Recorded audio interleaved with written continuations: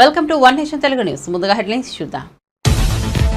రైతులకు CM Revanth Reddy good news. Ration కార్డులపైన full clarity. Passbook ఆధారంగానే రుణమాఫీ ఉంటుందన్న రేవంత్. కుటుంబాన్ని గుర్తించేందుకే రేషన్ కార్డు నిబంధన అని వెల్లడి. ఎల్లుండి సాయంత్రానికల్లా రైతుల ఖాతాలో డబ్బులు జమ అవుతాయన్న సీఎం. వైసీపీ నేతలు పెద్ద ఎత్తున కబ్జాలకు పాల్పడ్డారన్న రాంప్రసాద్ రెడ్డి. తిరుపతి మఠాల భూములను కూడా ఆక్రమించారనే ఆరోపణ. పెద్దిరెడ్డి ఆధ్వర్యంలో గ్రానైట్ కొండలను మింగేశారని మండిపాటు.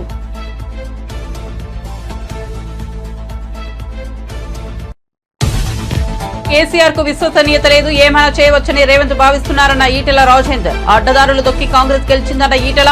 రుణమాఫీ నిబంధనలు రైతులకు ఉరితాడుగా మారాయని విమర్శ.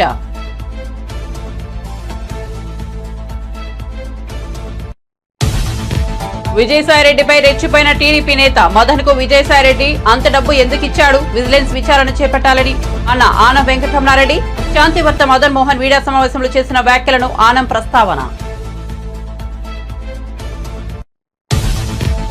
ప్రోటోకాల్ ఉల్లంఘనలు, పార్టీ ఫిరాయింపులపై శాసనసభాపతి గడ్డం ప్రసాద్ కుమార్ కు బీఆర్ఎస్ ఎమ్మెల్యేల ఫిర్యాదు. పార్టీ మారిన ఎమ్మెల్యేలు సభ్యత్వాలను రద్దు చేయాలని డిమాండ్.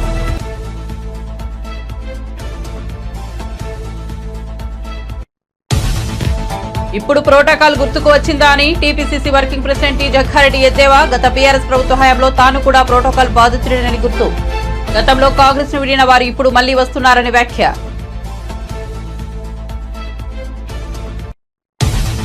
తెలంగాణలో రాగల 5 రోజుల భారీ నుంచి అతి భారీ వర్షాలు కురిసే అవకాశం ఉందన్న హైదరాబాద్ వాతావరణ కేంద్రం. దక్షిణ ఒడిశా పరిసరాల్లో అల్పపీడనం ప్రస్తుతం దక్షిణ ఛత్తీస్గఢ్ ను ఆనుకుని విదర్భను ఆనుకుని ఉందని. అనుబంధంగా ఉపరితల ఆవర్తనం. ఇక వార్త వివరాల్లోకి వెళ్తే, తెలంగాణలో పంట రుణాల మాఫీకి కాంగ్రెస్ ప్రభుత్వం సిద్ధమైన సంగతి తెలిసిందే. అయితే రుణమాఫీకి రేషన్ కార్డు ఉండాలనే నిబంధన అందరినీ గందరగోళానికి గురిచేసింది. ప్రభుత్వంపై విపక్షాలు విమర్శలు ఎక్కుపెట్టాయి. ఈ నేపథ్యంలో ఈ అంశంపై సీఎం రేవంత్ రెడ్డి క్లారిటీ ఇచ్చారు. పాస్బుక్ ఆధారంగానే 2 లక్షల రుణమాఫీ ఉంటుందని ఆయన చెప్పారు. అయితే కుటుంబాన్ని గుర్తించేందుకే రేషన్ కార్డు నిబంధన పెట్టామని తెలిపారు. ఈ నెల 18 లోపు లక్షలోపు రుణాలను మాఫీ చేస్తామని చెప్పారు. ఎల్లుండి సాయంత్రానికల్లా రైతుల ఖాతాలో డబ్బులు జమ అవుతాయని తెలిపారు. రుణమాఫీ సంబరాల్లో మంత్రులు, ఎమ్మెల్యేలు, ప్రజాప్రతినిధులు పాల్గొంటారని తెలిపారు. ప్రోటోకాల్ ఉల్లంఘనలు, పార్టీ ఫిరాయింపులపై శాసనసభాపతి గడ్డం ప్రసాద్ కుమార్ కు బీఆర్ఎస్ ఎమ్మెల్యేలు ఫిర్యాదు చేశారు. పార్టీ మారిన ఎమ్మెల్యేలు సభ్యత్వాలను రద్దు చేయాలని, 10 మంది బీఆర్ఎస్ ఎమ్మెల్యేలు, 6 ఎమ్మెల్సీలు పార్టీ ఫిరాయింపులకు పాల్పడ్డారని సభాపతి దృష్టికి తెచ్చామని కేటీఆర్ అన్నారు. ఫిరాయింపులపై వచ్చిన ఫిర్యాదులపై 3 నెలల్లోగా చర్యలు తీసుకోవాలని డిమాండ్ చేశారు. ఇది వరకు ఫిర్యాదులు ఇచ్చి 4 నెలలు గడిచినా చర్యలు తీసుకోలేదని మండిపడ్డారు.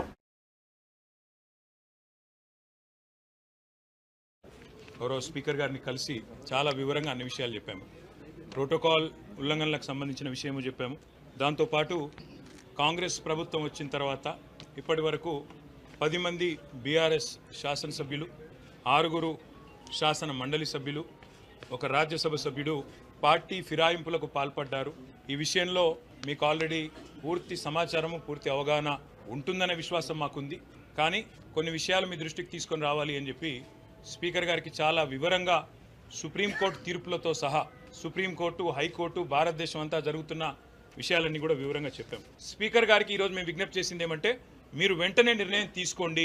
ఇప్పటికే 4 నెలలు దాదాపుగా కావస్తూ ఉంది. మరి 3 నెలల్లో నిర్ణయం తీసుకోవాలని చెప్పి మరి అక్కడ సుప్రీంకోర్టు తీర్పు ఉంది. దయచేసి స్పీకర్ గౌరవాన్ని, శాసనసభ గౌరవాన్ని కాపాడండి. సుప్రీంకోర్టు మీకు డైరెక్షన్ ఇచ్చే పరిస్థితి తెచ్చుకోవద్దు అంటూ కూడా స్పీకర్ గారిని మేము అభ్యర్థించడం జరిగింది. చేతుల్లో రాజ్యాంగం పట్టుకొని పార్లమెంట్లో పోజులు, బయటికి వచ్చి కాంగ్రెస్ కార్యాలయంలో పార్టీ ఫిరాయించిన ఎమ్మెల్యేలకు వారిని వెన్నుతట్టి ప్రోత్సహించే విధంగా రాహుల్ గాంధీ గారు ప్రవర్తిస్తున్నారని చెప్పి కూడా నేను స్పీకర్ గారికి గుర్తు చేయడం జరిగింది. సుప్రీంకోర్టు నిబంధనలు క్లియర్గా ఉన్నాయి. మీకు కాపీ కూడా ఇస్తున్నాం సార్. మిమ్మల్ని కొంతమంది తప్పుదోవ పట్టిస్తున్నారు. ఏమీ కాదని, మీరు ఏ నిర్ణయం తీసుకోకున్నా ఇబ్బంది రాదని, మీకే కలంకము రాదని చెప్పి కొంతమంది చెప్తా ఉన్నారు. వారిని స్పీకర్ గారిని మేము అభినందించాం కూడా. మన స్పీకర్ గారు ఒక యూట్యూబ్ ఛానల్కి ఇచ్చిన ఇంటర్వ్యూలో చాలా స్పష్టంగా చెప్పారు, నేనైతే వ్యక్తిగతంగా పార్టీ ఫిరాయింపులకు నాకు ఇష్టం లేదు, ఒక పార్టీ మీద గెలిచిన వాళ్ళు ఇంకో పార్టీకి పోవడం అనేది అనైతికం అని స్పీకర్ గారు ఏదైతే మాట్లాడారో మేము అభినందించాం. కానీ మాటలతోనే ఆగిపోకుండా మీరు వెంటనే మరి కార్యాచరణ కూడా ప్రారంభించి ఈ 10 మందిని కూడా అనర్హులుగా ప్రకటించి ప్రజాక్షేత్రంలో వారి బలాన్ని రుజువు చేసుకునే విధంగా స్పీకర్ గారు నిర్ణయం తీసుకోవాలని చెప్పి కూడా కోరాము. నేను పరిశీలిస్తాను, చట్టబద్ధంగా రాజ్యాంగబద్ధంగా ఏం చేయాల్సి ఉంటుందో తప్పకుండా అన్ని ఆలోచించి నిర్ణయం తీసుకుంటానని చెప్పి స్పీకర్ గారు చెప్పారు. మాకు స్పీకర్ గారి మీద ఇంకా విశ్వాసం ఉంది. ఒకవేళ వారు కనుక నిర్ణయం తీసుకోకపోతే తప్పకుండా సుప్రీంకోర్టుకి పోతాము. ఇవాళ బడేబాయికి చోటాబాయికి పెద్ద తేడా ఏం లేదు. బడేబాయి అక్కడ చేస్తున్న పని ఇక్కడ ఈయన చేస్తున్నాడు చోటాబాయి, ఏం తేడా లేదు. ఆయన తనకుండే అన్ని సంస్థలను వాడుతున్నాడు, బెదిరిస్తున్నాడు రాజకీయ పార్టీలను, వైరపక్షాలను. ఈయన కూడా అదే పని చేస్తూ ఉన్నాడు. మాకు పార్టీ మారిన ఎమ్మెల్యేల మీద సానుభూతి ఉంది, ఎందుకంటే వాళ్ళు రాజకీయంగా ఆత్మహత్య చేసుకున్నారు. వారిని నేను కాపాడలేను, ప్రజలు తప్పకుండా వారిని శిక్షిస్తారు ప్రజాక్షేత్రంలో. అందుకే మేము చెప్పేది ఇవాళ రాజకీయాల్లో హత్యలు ఉండవు, ఆత్మహత్యలే ఉంటాయనడానికి ఇవే ఒక గొప్ప నిదర్శనం నేను అనుకుంటా ఉన్నా. ఎవరైతే కూలగొడతామని చెప్పారో మొట్టమొదటి పార్టీలో చేరిందే ఆయన. ఇప్పుడు మాకు డౌట్ ఏమొస్తుందంటే, ఏ కడియం శ్రీహరి అయితే చెప్పిండో ఆయన ముందు నుంచే కోవట్టుకున్నాడేమో, ముందు ఆయనతోనే చెప్పించి కథంతా చేస్తున్నాడేమో అని మాకు డౌట్ వస్తున్నది. మా శాసనసభ్యుల బృందం మొత్తం కూడా గౌరవ స్పీకర్ గారిని కలిసి చాలా వివరంగా అన్ని విషయాలు చెప్పాము. ప్రోటోకాల్ ఉల్లంఘనలకు సంబంధించి బీఆర్ఎస్ ప్రభుత్వ హయాంలో ప్రతిపక్ష ఎమ్మెల్యేలు, స్థానిక ప్రజాప్రతినిధులకు ప్రోటోకాల్ పాటించిన కేటీఆర్, హరీష్ రావులకు ఇప్పుడు ప్రోటోకాల్ గుర్తుకు వచ్చిందానని టీపీసీసీ వర్కింగ్ ప్రెసిడెంట్ జగ్గారెడ్డి ఎద్దేవా చేశారు. మంగళవారం గాంధీభవన్లో ఆయన మీడియాతో మాట్లాడారు. వారి పాలన హయాంలో గుర్తుకురాని ప్రోటోకాల్ పై ఇప్పుడు వారికి గగ్గోలు ఎందుకని మండిపడ్డారు. గత బీఆర్ఎస్ ప్రభుత్వ హయాంలో తాను కూడా ప్రోటోకాల్ బాధితుడేనని గుర్తు చేశారు. సంగారెడ్డిలో నన్ను విపక్ష ఎమ్మెల్యేగా అవమానించారని, అయినా పెద్ద మనసుతో నేను పట్టించుకోలేదన్నారు. ప్రభుత్వ కార్యక్రమంలో ఓడిపోయిన మాజీ ఎమ్మెల్యే కొబ్బరికాయ కొట్టేవారని, ఆ సమయంలో హరీష్ రావు జిల్లా కలెక్టర్ పక్కనే ఉండేవారని గుర్తు చేశారు. ఎమ్మెల్యే ఉన్నావు, నువ్వు కొబ్బరికాయలు కొట్టాలి. మంత్రి వస్తుండే పోతుండే, అసలు కలెక్టర్ ఆఫీస్కి వెళ్ళి ఫోన్లు కూడా ఉండకుండే. ఎమ్మెల్యే నేను, హరీష్ రావు ఓడిపోయిన ఎమ్మెల్యే వచ్చి కొబ్బరికాయలు కొడుతుంది. నేను ఒకరోజు మా పార్టీ నాయకులు, కార్యకర్తలు, ప్రజలు కూడా అడిగారు, అదేందన్నా నువ్వు ఎమ్మెల్యే ఉన్నావు, నువ్వు కొబ్బరికాయలు కొట్టాలి, మరి ఎమ్మెల్యే కొబ్బరికాయలు కొడుతున్నాడు, హరీష్ రావు పక్కన నిలబడ్డాడు, ఆ పక్క కలెక్టర్ ఉన్నాడు, ప్రోటోకాల్ ఏం లేదన్నా అంటే, నేనన్నా అదే మనకు ఉదారమైన స్వభావం ఉన్నదిరా, కొట్టుకొని కానీ అన్నా.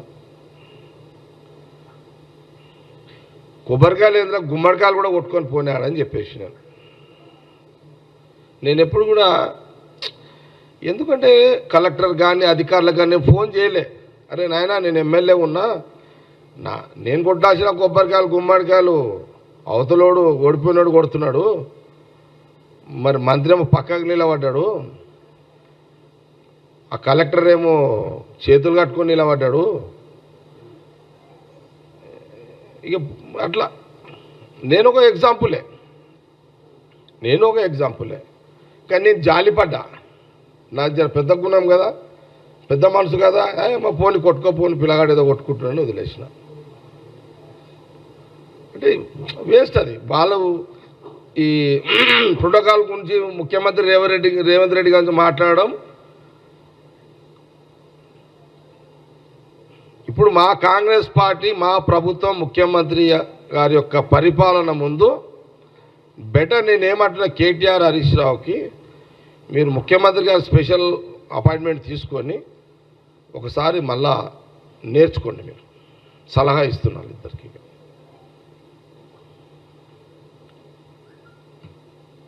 నేర్చుకోండి ఒకసారి మీరు. ఇక మళ్ళీ మీరు కాలేజ్ అయిపోయింది, మీరు కాలేజ్ చదివిరని మీరు అనుకుంటున్నారు, మళ్ళీ మీరు యూకేజీ నుంచే స్టార్ట్ చేయండి. మళ్ళీ నేర్చుకోవాలి, తప్పదు మీకు. అది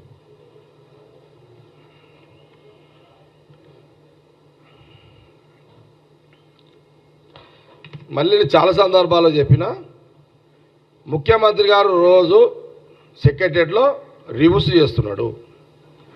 ముఖ్యమంత్రి రేవంత్ రెడ్డి గారు రోజు సెక్రటరియట్లో రివ్యూస్ చేస్తున్నాడు.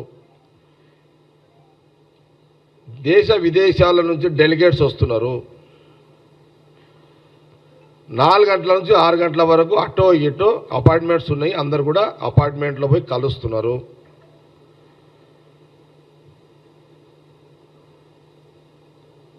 నేను నెల రోజులు నేను మొన్న పోయినా, నేను ముఖ్యమంత్రి గారి ఛాంబర్కి పోయినా. గత ప్రభుత్వ హయాంలో వైసీపీ నేతలు పెద్ద ఎత్తున భూ కబ్జాలకు పాల్పడ్డారని మంత్రి రాంప్రసాద్ రెడ్డి ఆరోపించారు. తిరుపతి మఠాల భూములను కాజేశారని మండిపడ్డారు. దేవాలయ శాఖకు చెందిన భూములను భారీగా ఆక్రమించేశారని చెప్పారు. కబ్జాకు గురైన భూములను తప్పకుండా ప్రభుత్వానికి అప్పగిస్తామని తెలిపారు. మాజీ మంత్రి పెద్దిరెడ్డి ఆధ్వర్యంలో గ్రానైట్ కొండలను మింగేశారని చెప్పారు. ప్రతిరోజు వేల ట్రిప్పులతో ఇసుకను తరలించారని అన్నారు. వైసీపీ ప్రభుత్వ బాధితులు ఎవరైనా సరే ప్రభుత్వం వద్దకు వస్తే వారి సమస్యలను పరిష్కరిస్తామని హామీ ఇచ్చారు. పార్టీ అధికారంలోకి వచ్చిన 35 రోజుల్లోనే గత 5 సంవత్సరాల్లో జరిగిన దోపిడీ విషయంలో సరైన ప్రణాళికతో మేము ముందుకెళ్తున్నాం. ముఖ్యంగా గత 5 సంవత్సరాల్లో రాష్ట్ర ప్రభుత్వానికి సంబంధించిన అలాగే రాష్ట్ర ప్రజల యొక్క ఆస్తులను దోపిడీ చేసిన ఆనాటి ప్రభుత్వం యొక్క భూములనైతేనేం వాళ్ళు దోచుకున్న ఖనిజాలైతేనేం దీనిల మీద సమగ్ర విచారణతో ఈరోజు మా ప్రభుత్వం ముందుకెళ్తా ఉంది. దాంట్లో ముఖ్యంగా నిన్న మా ముఖ్యమంత్రి వర్యులు రాష్ట్రంలో ఉన్న భూములపై శ్వేతపత్రం రిలీజ్ చేయడం జరిగింది. దాంట్లో కొన్ని నిజాలు మీ దృష్టికి తీసుకోబోదలిచాం. ముఖ్యంగా గత 5 సంవత్సరాల్లో ఆంధ్ర రాష్ట్రంలో సుమారు 1,75,000 ఎకరాల భూమిని వైసీపీ పార్టీ నాయకులైతేనేం కార్యకర్తలైతేనేం కాజేయడం జరిగింది. దానిలో ప్రభుత్వం భూములు ఉన్నాయి, మఠాలకు సంబంధించిన భూములు, దేవాలయాలకు సంబంధించిన భూములు, అలాగే ప్రజలకు సంబంధించిన భూములు ఉన్నాయి. దీనిలో విలువ అక్షరాల 35,000 కోట్ల రూపాయలు అంటే మీరు అర్థం చేసుకోవాలా.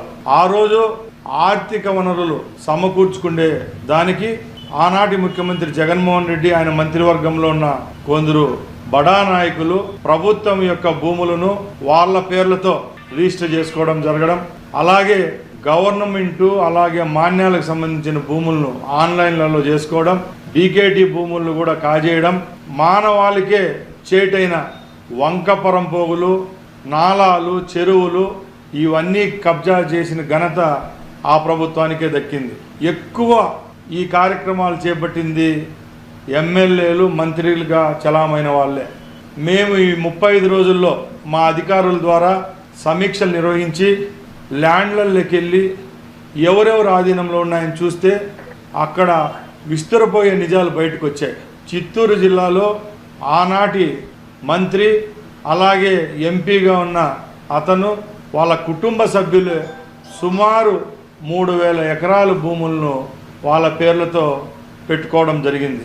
పులిచెర్ల అయితేనేం, అలాగే అంగళ్ళు తమ్మలపల్లి కాన్స్టిట్యున్సీలు అయితేనేం, మదనపల్లి, పుంగునూరు చెప్పుకుంటా పోతే ఎక్కడ చూసినా ఆ భూములను కాజేసినారు. తిరుపతి విషయానికి వస్తే ఎప్పుడు నుంచో మఠాల్లో ఆధీనమైన ఉన్న భూముల్ని కూడా కాజేయడం జరిగింది. మేము ఒకటే చెప్తున్నాం, ప్రజలకు భరోసా ఇచ్చాం. ఎప్పుడైతే తెలుగుదేశం పార్టీ ప్రభుత్వం ఏర్పాటు అవుతుందో తప్పకుండా విచారించి ఆ భూములన్నీ ప్రభుత్వానికి అప్పచెప్తామని చెప్పాం. అదే కార్యక్రమాలు ఈరోజు మా యొక్క ప్రభుత్వం చేస్తుందని మీ అందరికీ తెలియజేసుకుంటున్నాం. రాష్ట్రంలో ఇసుక దోపిడీ జరిగింది. ఆ దోపిడీ కూడా పక్కల రాష్ట్రాలైన తమిళనాడు, కర్ణాటకకు రోజు వందలాదిగా వేలాదిగా టిప్పర్లలో తరలించి లక్షలాది రూపాయలు గడించినారు. ఆ రోజు గనుల శాఖ మంత్రి అయిన పెద్దిరెడ్డి రామచంద్రారెడ్డి ఆధీనంలోనే రాష్ట్రంలో ఉన్న గ్రానైట్ కొండలన్నీ ఆయన చేతుల్లోనే ఉన్నాయి. తెలుగు రాష్ట్రాల్లో సంచలనం రేపుతున్న శాంతి బిడ్డకు తండ్రి ఎవరనే ఇష్యూపై టీడీపీ నేత ఆనం వెంకటరమణారెడ్డి సీరియస్ గా స్పందించారు. వైసీపీ మాజీ ఎంపీ విజయసాయిరెడ్డి శాంతి వ్యవహారంపై సెన్సేషనల్ కామెంట్ చేశారు. మదన్ మోహన్ తన బిడ్డకి తండ్రి ఎవరని అడిగారని, ఆ పరిస్థితి ఎవరికీ రాకూడదని అన్నారు. బిడ్డకి విజయసాయిరెడ్డి తండ్రి అని మదన్ చెప్పాడని అన్నారు. అయితే విజయసాయికి అంత సీన్ లేదని, కుమార్తెని దత్తత తీసుకుని పెంచుతున్నాడని వ్యాఖ్యానించారు. విజయసాయి పూజకు పనికిరాని పువ్వు, పనికొచ్చే పువ్వు అనేది DNA టెస్ట్ చేయించుకోవాలన్నారు. ఎట్టముడతారా పిల్లల దానికి పక్కన వాళ్ళంతా నవ్వడం, అదొక జోకు, వీళ్ళందరూ నవ్వడం. గే అంట గే. సరే, బెయిల్ని డైరెక్ట్గా ప్రెస్ ఛానల్స్ని బెదిరించిన విజయసాయిరెడ్డి, బెయిల్ మీద ఉన్న విజయసాయిరెడ్డిని వెంటనే సిబిఐ వాళ్ళు బెయిల్ క్యాన్సిల్ చేయమని కోర్టులో వేస్తే మేము స్వాగతిస్తాం దాన్ని. ఎందుకంటే ఇక్కడితో ఆగేది కాదు, ఇది పెద్దదై చిలికి గాలివాన్ అవుద్దని మనకు అందరికీ తెలుసు. ఈ who is the father of the child అనేది కూడా బయటికి రావాలి డెఫినెట్గా. ఇంకొక విషయం, వీడు నేను ఎన్ని ప్రెస్ మీట్లు పెట్టుంటాను విజయసాయిరెడ్డి మీద. ఆదాన్ డిస్టిలరీస్, సారాయి రెడ్డి, పొట్టి సారాయి రెడ్డి ఎప్పుడైనా ప్రెస్ మీట్ పెట్టాడు? ఈడ పెట్టారే. నేను అడిగిన క్వశ్చన్లకి కాకినాడ డీప్ సీ పోర్ట్ పెట్టా, వైజాగ్ ల్యాండ్స్ పెట్టా, టీడీఆర్ బాండ్స్ ఎప్పుడైనా పెట్టా అంటే వాటికి మాత్రం ఈయన ఆన్సర్ ఇడు. ఆయన ఈ ట్విట్టర్లో పెడతాడు. ట్విట్టర్ అన్ని విషయాల్లో కూడా ఈరోజు వైజాగ్ దోపిడీ చేసింది విజయసాయి రెడ్డి అనేది అర్థమైపోయింది. 1,60,00,000 ఇచ్చిన ఒక మెంబర్ ఆఫ్ పార్లమెంట్, చెప్తుండింది ఒక సెంట్రల్ గవర్నమెంట్ ఎంప్లాయీ, ఒక మెంబర్ ఆఫ్ పార్లమెంటు 1,60,00,000 రూపాయలు ఒక సెంట్రల్ గవర్నమెంట్ ఎంప్లాయీకి ఇచ్చాడంటే అతను వెంటనే అరెస్ట్ చేయాలి, సిబిఐ ఎంక్వైరీ అడుగుతున్నాం. ఎందుకంటే it is a serious matter. ఒక పక్క మెంబర్ ఆఫ్ పార్లమెంట్ రాజ్యసభ, ఒక పక్క సెంట్రల్ గవర్నమెంట్ గ్రూప్ 1 ఆఫీసర్. ఒక గ్రూప్ 1 ఆఫీసర్కి 1,60,00,000 ఇచ్చాడని ఆ గ్రూప్ 1 ఆఫీసర్ ఒప్పుకున్న తర్వాత ఈరోజు విజయసాయి రెడ్డిని వెంటనే అరెస్ట్ చేసి సిబిఐ ఎంక్వైరీ చేసి మొత్తం ఒక 2 లాఠీతో 2 తగిలిచ్చేస్తే అన్ని విషయాలు బయటకు వస్తాయని కూడా నేను మనవి చేస్తున్నా. అదే కాదు, ఇంకొక వ్యూ కూడా ఉంది, అది మళ్ళీ చెప్తా. సో ప్రెస్ని బెదిరించిన వెంకటకృష్ణ గారి కాడి నుంచి, రాధాకృష్ణ గారి కాడి నుంచి, బిఆర్ నాయుడు గారి కాడి నుంచి, వంశీ అయితే ఏమి, రామోజీరావు ఈనాడునైతే ఏమి బెదిరించి అడ్డదారులు తక్కి ప్రజలను మోసం చేసి కాంగ్రెస్ అధికారంలోకి వచ్చిందని బీజేపీ ఎంపీ ఈటెల రాజేందర్ అన్నారు. రైతులకు 2 లక్షల రుణమాఫీ చేస్తామని ఎన్నికలకు ముందు కాంగ్రెస్ హామీ ఇచ్చిందని, ఇప్పుడు రుణమాఫీకి తెల్ల రేషన్ కార్డు ఉండాలనే నిబంధన పెట్టారని విమర్శించారు. రైతు రుణమాఫీకి 6 పేజీల నిబంధనలు పెట్టారని మండిపడ్డారు. రుణమాఫీ నిబంధనలు రైతులకు ఉరితాడుగా మారాయని చెప్పారు. రేషన్ కార్డులకు దరఖాస్తులు తీసుకుని 7 నెలలైనా ఎందుకు మంజూరు చేయలేదని ప్రశ్నించారు. కేసీఆర్ విశ్వసనీయత లేని నాయకుడిని, అందుకే ఆయనకు ప్రజలు బొందపెట్టారని అన్నారు. కేసీఆర్ను ఓడించాలని కాంగ్రెస్ అడ్డగోలు హామీలు ఇచ్చిందని చెప్పారు. ఒక్కొక్క జిల్లాలో ఒక్కొక్క బహిరంగ సభలో రాహుల్ గాంధీ గారి చేత ఒకటి, ప్రియాంక గాంధీ గారి చేత ఒకటి, వాళ్ళ దేశ అధ్యక్షుల చేత ఒకటి, ఇట్లా అనేక ఇచ్చింది, హామీలు ఇచ్చింది. అందులో ఒక హామీ రైతాంగానికి 2 లక్షల రూపాయలు రుణమాఫీ అన్కండిషనల్, ఏ కండిషన్ లేదు. ఇవాళ ఏ 6 పేజీల నిబంధనలు అయితే ఇవాళ ప్రకటించారో, రైతు రుణమాఫీకి 6 పేజీల నియమ నిబంధనలు అని చెప్పి ప్రకటించారో, ఈ నియమ నిబంధనలే రైతుకు ఉరితాళ్ళు. ఈ నియమ నిబంధనలే రైతాంగాన్ని మరోసారి వంచడం, మోసం చేయడం తప్ప ఇంకోటి కాదు. ఇవన్నీ చదవాలంటే ఒక అర్ధగంట, గంట అయినా కూడా ఇవాళ కూడా రేవంత్ రెడ్డి గారికి స్పష్టమైన అవగాహన ఉన్నది. రేవంత్ రెడ్డి గారు ఒక సందర్భంలో ఉందా అది కిషోర్ గారు, అంటే ఆయన ఏమంటారంటే, ఆయన మాటలు చెప్తా.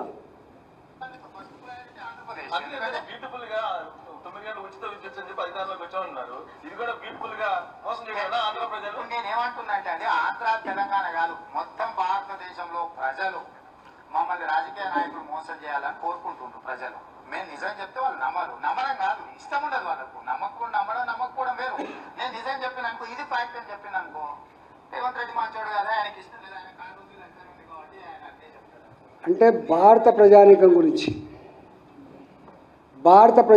గురించి, తెలంగాణ ప్రజానీకం గురించి రేవంత్ రెడ్డి గారు మాట్లాడిన మాట మీరు విన్నారు.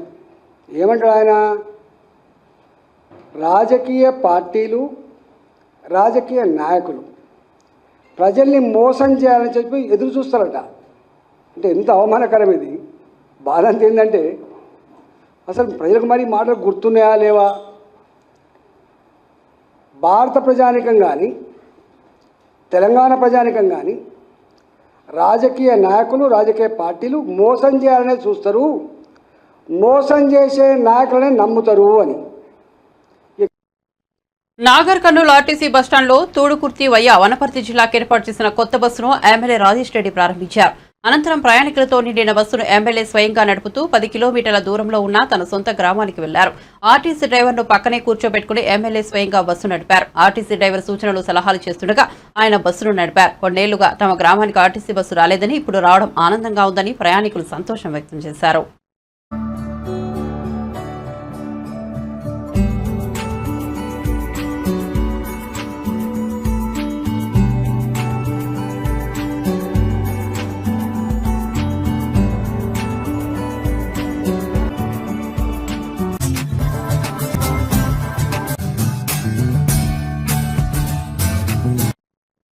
బల్కంపేట కళ్యాణంలో రాతోత్సవ కార్యక్రమంలో పోతురాజులకు శివసత్తులకు అవమానం జరిగిందని జోగిని శ్యామల ఆవేదన వ్యక్తం చేశారు. సోమాజిగూడ ప్రెస్ క్లబ్లో మంగళవారం జోగిని శ్యామల మీడియా సమావేశంలో మాట్లాడారు. రాతోత్సవంలో జోగినీలు శివసత్తులపై లాఠీచార్జ్ చేసి అవమానించారని ఆమె అన్నారు. మమ్మల్ని కొట్టినందుకు మేం మనస్తాపానికి గురయ్యామని జోగిని శ్యామల చెప్పుకొచ్చారు. రాజు బాగుండాలని, రాష్ట్రం బాగుండాలని మేము అమ్మవార్లను పూజిస్తాం. అలాంటి మమ్మల్ని అడ్డుకుంటున్నారని ఆమె తెలిపారు. నా రిక్వెస్ట్ చేసి వేడుకుంటున్నాను. ఎందుకంటే ఆ బంగారు బోనం అమ్మవారి ముక్కు పుడకలు, అమ్మవారికి వచ్చిన నగదు, కమ్మలు, పుస్తెలు ఇవన్నిటితో కరగబోసి చేయించింది. ఇది కావాలంటే రికార్డ్ మీరు తీసుకోండి. అది అందరికీ రైట్ ఉండదు. ఆ బంగారు బోనం ఎత్తుకోవడం వల్ల ఈరోజు ఎంతమంది ఇబ్బందుల పాలయ్యారో మీ అందరికీ తెలుసు. అది వాళ్ళు కావాలని చేయలేకపోవచ్చు, కావాలని చేశాను, నేను పేర్లు కూడా ఎత్తట్లేదు, కావాలని చెయ్యలేదు, కానీ బాగా చెయ్యాలి, జాతర బాగా చెయ్యాలని చేసి ఉంటారు. పాపం వాళ్ళని కూడా నేను దూషించాను. కానీ అది నజర్ బోనం లాగా, సదర్ బోనం లాగా అది ఎత్తుకునే రైటు ఒక జోగోళ్ళకే, లేకపోతే ఆ మాతంగికో, ఆ రంగం చెప్పే ఆమెకో అది ఉంటుంది. మీరు పక్కన మీరు పర్సనల్గా ఇంకో బంగారు బోనం చేయించండి, కావాలంటే మీ గవర్నమెంట్ నిధులు కేటాయించి చేయండి. కానీ అది అమ్మవారికి వచ్చిన బంగారాన్ని రంగరించి చేసిన బోనం కాబట్టి ఎవరు ఎత్తుకున్నా వాళ్ళకి అరిష్టం జరుగుతుంది. ఇది నా రిక్వెస్ట్. మీరు ఒకసారి దీని మీద దృష్టి పెట్టండి. మీరు మట్టి కుండలో తెచ్చినా అమ్మవారి ప్రసన్నం అవుతుంది. మీరు ప్రతి సీఎం వచ్చి ఇక్కడ బోనం సమర్పించే ఆనవాయితీ ఉంది. మీరు కూడా రండి, వచ్చి బోనం చెయ్యండి. అందులో మాలాంటి వాళ్ళకి ఇబ్బందులు లేకుండా మీరు మంత్రి గారు, కొండా సురేఖ గారు, మీకు కూడా ఒక రిక్వెస్ట్ చెప్తున్నాను. మాకంత ఇష్యూ అయింది, నేను వచ్చి మీకు ఒక రిప్రజెంటేషన్ ఇచ్చాను. మీరు కనీసం ఎలా ఉంది అని మీ సబార్డినేట్స్ ఎవరు తర్వాత వాళ్ళు ఉంటారు కదా, వాళ్ళైనా ఒక మాట, మరి శ్యామల వచ్చింది కదా, ఏం జరిగింది, ఎట్లా ఉంది, బాగుందా అని అయినా కనుక్కోవాలి కదమ్మా. మీరు పాస్లైనా ఇప్పించమని ఎండోమెంట్ వాళ్ళకి చెప్పాలి కదా. నేను అందుకే మొన్న నా పర్సనల్ గ్రడ్జ్ ఏమీ లేదు ఇందులో. ఎండోమెంట్ నిర్వహించే బోనాల కార్యక్రమం ఎండోమెంట్ వాళ్ళే తీసుకొస్తారు కాబట్టి ఎండోమెంట్ వాళ్ళే దీన్ని సమీక్షించి దీంట్లో ఏం ప్రాబ్లమ్స్ ఉన్నాయో మా జోగినీలు కానీ శివశక్తులకు కానీ ఫెసిలిటీస్ ఏర్పాటు చేసి మీరు దగ్గరుండి చెయ్యండి. మా ఆటపాటతో మీరు వెనకాలండి మాతో కలిసి రండి బోనానికి, అంత అంగరంగ వైభవంగా కలిసి చేద్దాం. ఎంత బాగుంటుంది, అమ్మవారు కూడా ఎంత ప్రసన్నం అవుతుంది. ఇంకొకటి, మారుబోనం అనేది కూడా మహంకాళి జాతరకి చాలాసార్లు అమ్మవారు భవిష్యవాణిలో చెప్పినా దాన్ని కొంత రాజకీయంగా పరంగా చూసి వీళ్ళు వాళ్ళ మీదేసి వాళ్ళు వీళ్ళ మీదేసి ఆ బోనం కూడా సరిగ్గా నిర్వర్తించట్లేదు. నా దగ్గర 16 సంవత్సరాల పేపర్ కట్టింగ్స్ ఉన్నాయి. తొలి బోనం అతిలి ఫ్యామిలీ నుంచి ఎలాగైతే తెస్తానో మారు బోనం కూడా మహంకాళి అమ్మకి మారు బోనం ఎత్తుకునేదాన్ని, అది కూడా రాను తీసేశారు. ఈ కల్చర్ ఏదైతే ఉందో దీన్ని ఒకసారి క్షుణ్ణంగా ఆలోచించి వాళ్ళు చేసే కార్యక్రమాలని వాళ్ళని చేయనివ్వండి. ఎందుకంటే మీకు తెలియదు, ఇప్పుడు పెద్ద వాళ్ళకి నేను ఒప్పుకుంటా, సీఎం గారికో మినిస్టర్ గారికో అది తెలియదు, కానీ ఒక్కసారి అడగండి ఎవరు ఏం జరుగుతుంది ఇక్కడ కల్చర్ ఏంటి అని. ఒక 10 నిమిషాలు గుడిలో కూర్చోండి. ఆ గుడికి సంబంధించిన వాళ్ళు, ఆ చైర్మన్సో లేకపోతే ఈవోలో వాళ్ళందరూ ఉంటారు కదా, వాళ్ళతో కూర్చొని మాట్లాడండి. ఒక్కొక్క గుడికి కమిటీలు పంపించండి, ఒక కమిటీ వేయండి. మీరు ఇంకొకటి చెప్తాను, కమిటీ అంటాను కదా, మీరు ఎండోమెంట్ కమిటీ ఒకటి వేసేస్తారు, వదిలేస్తారు. ఏ దేవాలయాలకు ఆ దేవాలయ కమిటీలు విడివిడిగా ఉంటాయి. ఈ అన్నిటికీ బియాండ్ ఒక కమిటీని వేసి అన్ని గుళ్ళల్లోకి సంబంధించిన వాళ్ళని పెట్టి అన్ని గుళ్ళల్లో సమీక్షించేలాగా ఆ కమిటీలు వెళ్ళి అన్ని గుళ్ళల్లో మెయిన్ మనకి ఎన్ని గుళ్ళు ఉన్నాయి, గోల్కొండ ఉంది, మహంకాళి టెంపుల్ ఉంది, ఎల్లమ్మ ఉంది, ఏడుపాయలు ఉంది. అక్కడైతే హైదరాబాద్ ఆషాఢంలో జరగవు. రైతులందరికీ ఎలాంటి షరతులు లేకుండా రుణమాఫీ చేయాలని బీఆర్ఎస్ తరఫున మాజీ మంత్రి హరీష్ రావు డిమాండ్ చేశారు. అసెంబ్లీ ప్రాంగణంలో ఏర్పాటు చేసిన మీడియా సమావేశంలో ఆయన మాట్లాడారు. కొత్త రేషన్ కార్డులు జారీ చేయకుండా ప్రభుత్వం జాప్యం చేయడంతో చాలా మంది రైతులు రుణమాఫీకి అర్హత కోల్పోతున్నారని చెప్పారు. రుణమాఫీకి పాస్బుక్ మాత్రమే ప్రామాణికంగా తీసుకోవాలని కోరారు. పైనే ప్రభుత్వం ఎక్కువ దృష్టి పెట్టిందని స్పష్టంగా అర్థమవుతా ఉంది. మొత్తంగా రైతు రుణమాఫీలో రైతుల సంఖ్యను తగ్గించడానికి, రుణమాఫీ డబ్బును తగ్గించడానికి రాష్ట్ర ప్రభుత్వం అనేక నిబంధనలు పెట్టి కోతలు పెట్టే ప్రయత్నం చేసింది. రైతును రైతుగా చూడాలి గాని రేషన్ కార్డు నిబంధన పేరిట, కుటుంబ నిబంధన పేరిట రైతుల సంఖ్యను తగ్గించడానికి రాష్ట్ర ప్రభుత్వం ప్రయత్నం చేసింది. రైతు రుణమాఫీకి ఇన్ని రంధ్రాన్వేషణలు ఎందుకు? ఆ రోజేమో ముఖ్యమంత్రి గారు వెంటనే పోయి రుణాలు తెచ్చుకోండి అని ఆ రోజు రైతులను ఆకర్షించడానికి, ఓట్లు దండుకోవడానికి ముఖ్యమంత్రి గారు ప్రయత్నం చేశారు. రేషన్ కార్డు, ఒక కుటుంబానికి రేషన్ కార్డును ఆధారంగా తీసుకుంటాం, ఒక కుటుంబంలో ఒక రైతుకు మాత్రమే రుణమాఫీ చేస్తామంటున్నారు. మరి ఎన్నికల ముందు కూడా రేషన్ కార్డు ఉన్నవాళ్లు మాత్రమే ఉరకండి, వాళ్లకు మాత్రమే రుణమాఫీ చేస్తామని చెప్తే బాగుండేది కదా. ఆ రోజేమో ప్రతి రైతుకు అని మాట్లాడారు. 70 లక్షల మంది రైతులు అనే పదం వాడారు. ఆ వీడియో కూడా ఉంది. ఇవాళేమో కొందరు ఆగబడుతున్నావు. ఇది ఎక్కడి పద్ధతి అని మేము అడుగుతా ఉన్నాం. బ్యాంకులు రుణం ఇచ్చేటప్పుడు రేషన్ కార్డు చూడలే కదా.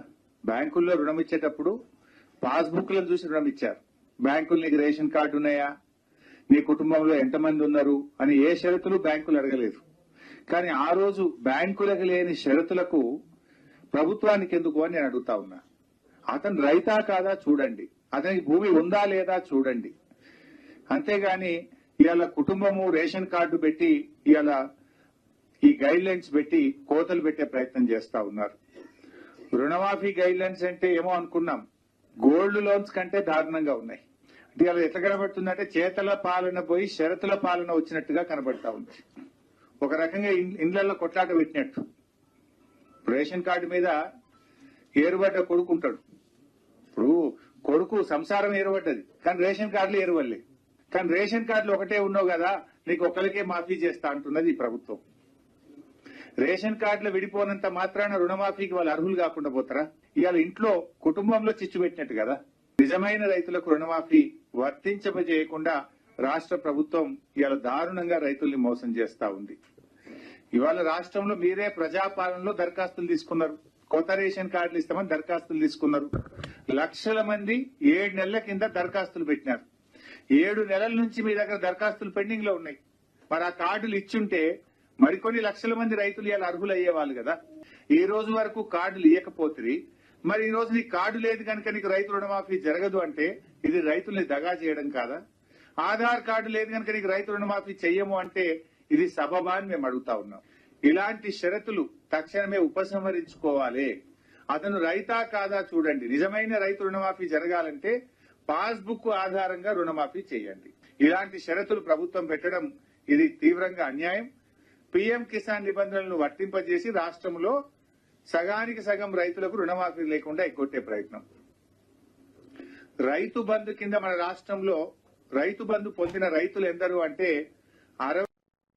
తెలంగాణలో రాగల 5 రోజులు భారీ నుంచి అతి భారీ వర్షాలు కురిసే అవకాశం ఉందని హైదరాబాద్ వాతావరణ కేంద్రం హెచ్చరించింది. దక్షిణ ఒడిశా పరిసరాల్లో ఉన్న అల్పపీడనం ప్రస్తుతం దక్షిణ ఛత్తీస్గఢ్ను ఆనుకుని విదర్భను ఆనుకుని ఉందని, అనుబంధంగా ఉపరితల ఆవర్తనం సగటున సముద్ర మట్టానికి 5.8 కిలోమీటర్ల ఎత్తులో నైరుతి దిశగా వంగి ఉందని పేర్కొంది. అల్పపీడనం ఈ నెల 19న పశ్చిమ మధ్య ప్రాంతాలను ఆనుకుని ఉన్న వాయువ్య బంగాళాఖాతంలో ఏర్పడే అవకాశం ఉందని పేర్కొంది. మంగళవారం నుంచి బుధవారం వరకు ఆదిలాబాద్, కుమ్రంభీం, ఆసిఫాబాద్, మంచిర్యాల, నిర్మల్, నిజామాబాద్, జగిత్యాల, కరీంనగర్, పెద్దపల్లి, జయశంకర్, భూపాలపల్లి, ములుగు, కొత్తగూడెం, జనగాం జిల్లాలో అక్కడక్కడ భారీ వర్షాలు కురిసే అవకాశం ఉందని పేర్కొంది. బులెటిన్ ముగించే ముందు హెడ్లైన్స్ మరోసారి చూద్దాం. రైతులకు CM Revanth Reddy good news. Ration card పైన ఫుల్ క్లారిటీ, పాస్బుక్ ఆధారంగానే రుణమాఫీ ఉంటుందన్న రేవంత్. కుటుంబాన్ని గుర్తించేందుకే రేషన్ కార్డు నిబంధనను వెల్లడి. ఎల్లుండి సాయంత్రానికల్లా రైతుల ఖాతాల్లో డబ్బులు జమ అవుతాయన్న సీఎం.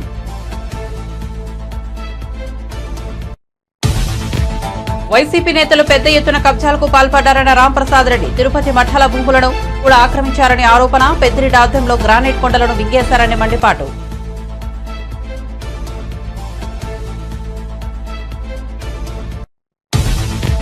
కేసీఆర్ కు విశ్వసనీయత లేదు, ఏమైనా చేయవచ్చన్న రేవంత్ రెడ్డి భావిస్తున్నారన్న ఈటెల రాజేందర్. అడ్డదారులు తొక్కి కాంగ్రెస్ గెలిచిందన్న ఈటెల. రుణమాఫీ నిబంధనలు రైతులకు ఉరితాడుగా మారాయని విమర్శ.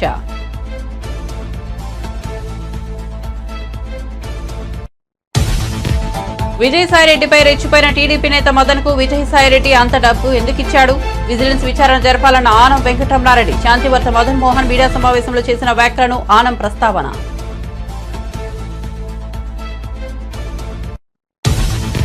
ప్రోటోకాల్ ఉల్లంఘనలు, పార్టీ ఫిరాయింపులపై శాసనసభాపతి గడ్డం ప్రసాద్ కుమార్ కు బీఆర్ఎస్ ఎమ్మెల్యేల ఫిర్యాదు. పార్టీ మారిన ఎమ్మెల్యేల సభ్యత్వాలను రద్దు చేయాలని డిమాండ్.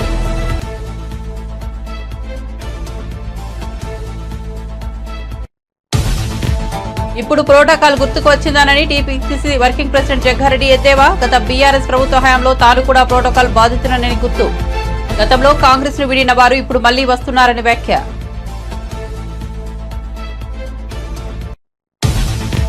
తెలంగాణలో రాగల 5 రోజులు భారీ నుంచి అతి భారీ వర్షాలు కురిసే అవకాశం ఉందన్న హైదరాబాద్ వాతావరణ కేంద్రం.